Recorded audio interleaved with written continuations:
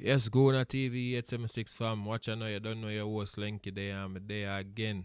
I say please may I beg you if you don't subscribe as yet. Go and click the subscribe button, hit the like button, hit the notification bell. See? So you know that every time I drop a video, you get notified, alright? And watch her. Today it's like we don't even have no match stats cause nil all, one shot on target. That's about it. That's literally it. Like nothing going forward as usual. You know, me start sound like a sketch record, you know, because the same thing every week. You know what I mean? We all know what we needed in the summer. Nothing was done about it. January came, same thing. Nothing was done. We didn't get a player in. Players dropping like flies. Injuries on top of injuries.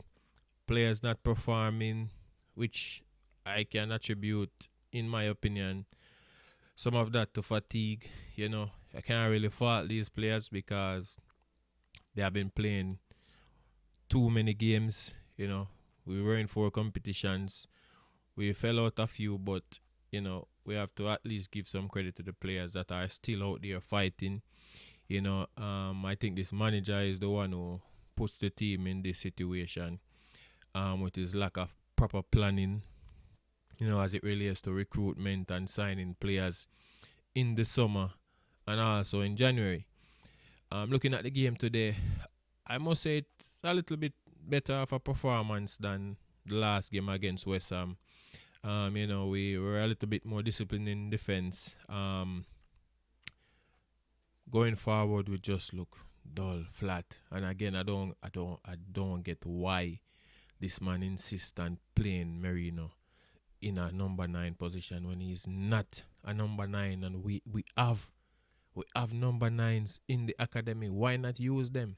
I think the only worst decision is him playing Merino there, because I think as a number 9, Zine, from the academy, you're young, yes, but at the end of the day, you have that natural instinct of knowing where to be.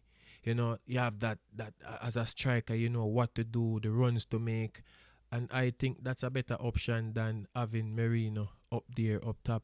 Last 2 games, he's been missing. He had one header on target today, but that's about it. You know, and I just don't get it. I don't get his reasoning behind his team selection. I don't know why he dropped Thomas Partey today, because in the West Ham game he was the only one. He was the only one that I saw that was, pressing, pushing, having a sort of urgency, like he wanted to get something out of the game. So it was baffling to see him drop to the substitute bench today. And this is not to take anything away from Georgie. I think he had a good game. We don't expect to get that out and out fast paced running game from Georgie. We know he don't have the legs, but he brings that calm and steady in presence in the middle of the park for us, and I think he had an alright game. You know, but what was the reason behind dropping Partey to the bench, and also what was the reason for waiting so long to bring him on in the second half? We know it. I mean, personally, I know that the title is over, but if according to you over your dead body you're not conceding the title, why wait so long to bring him on?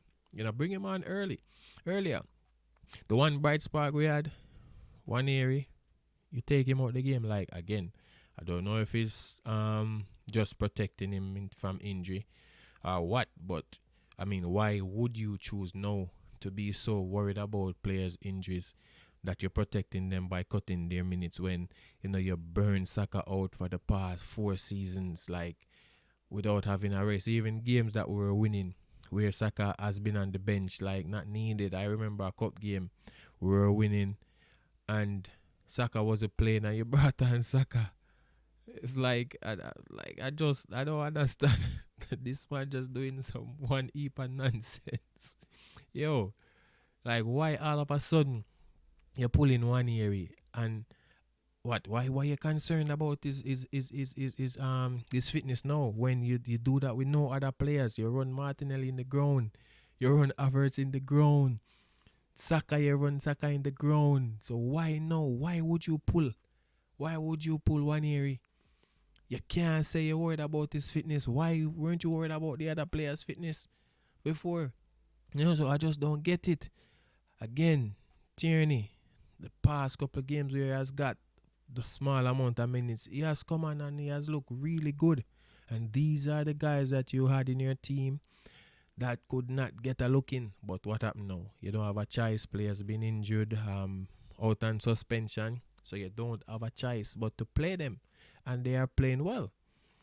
I always say this man only makes certain decisions when he doesn't have an alternative.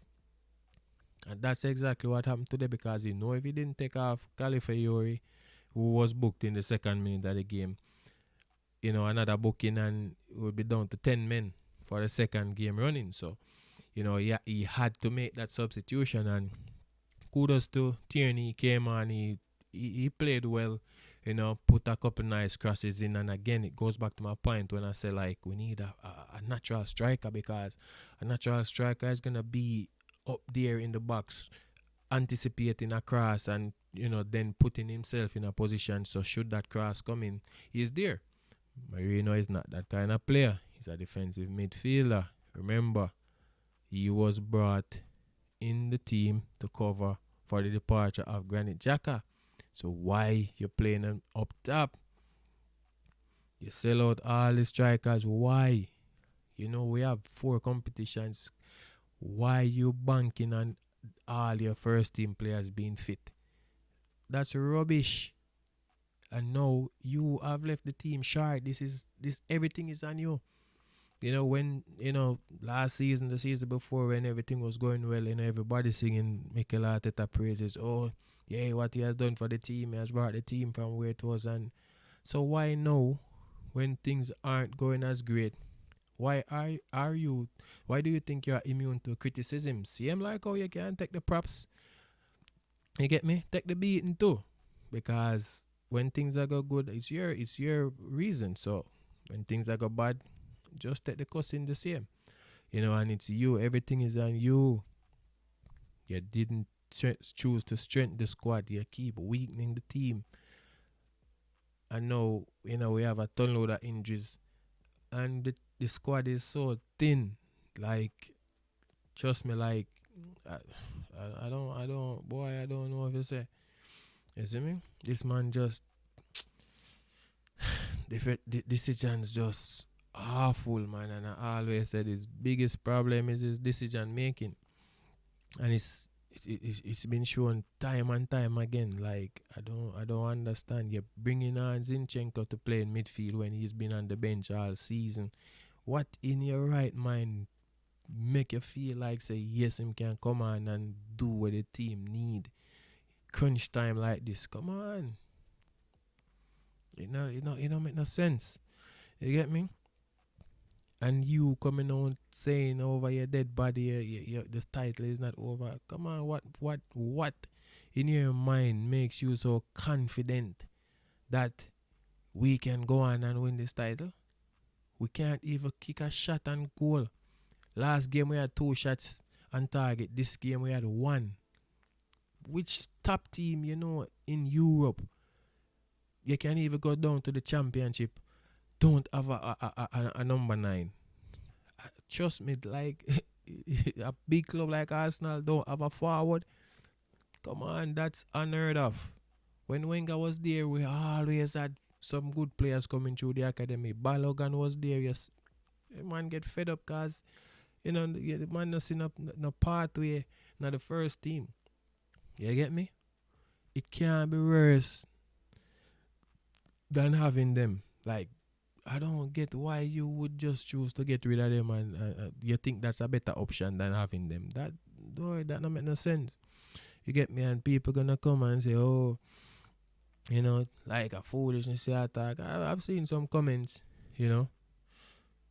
oh yeah, madness attack when Marino score whenever I hear in a video. But as I did say before, we get lucky when Marino score. you know. And I've seen these things coming. Listen, I've been saying this for about 4 years now. This man not good. You know, I'm gonna get beaten. When everybody a bash Granit Xhaka, I tell them, listen, Granit Xhaka is the most important player of this Arsenal squad. You know, when he left, you see, we saw the void that it left in the team. I told people, yo, this man, Mikel Arteta, is not good. His decision making is poor and it's going to cost us when it matters most. And it happened the season before, it happened last season, and it's happening this season again. So I'm not one that just come up and just start bashing Arteta. I've always been saying this because I've seen it. If you check every forward player that we have currently, whether it's wingers, the only person this man cannot seem to destroy is Saka. You know, probably it's the African ancestors protecting him from this man. He's the only player this man can't seem to destroy. But if you check every Arsenal player, attacking player, if you check them defensive stats, Zine, they are better in terms of more tackles, interceptions, everything that a defender is supposed to do. If you compare Arsenal's attackers to defenders of other teams, you see that Arsenal attackers are doing more defensive work than other teams' defenders or defensive players. How does that make sense? Why are you relying on your forward players to defend? They do so much work defending that when they get the ball to score or go forward or attack, they're tired. They're like, come on. But, you know, like I said, a lot of people, they don't analyze these things. They don't look and see. You know, they think I'm just here bashing. But, you know, it's just one of them things. But, you know, only thing left now is the Champions League, which we all know. If we can't beat a Nottingham Forest or a West Ham, or we're going to beat like a team of Real Madrid's caliber or Atletico Madrid, should we reach that far, because we still have to get past PSV. And it's not looking promising right now. But, you know, now Jamaica, them say, one not dead, no dash it. So, you know, let's just hope, keep our fingers crossed, and we could just finish the season. What's left of it and a high. Alright? And this, I hit that for this week. Do remember, hit the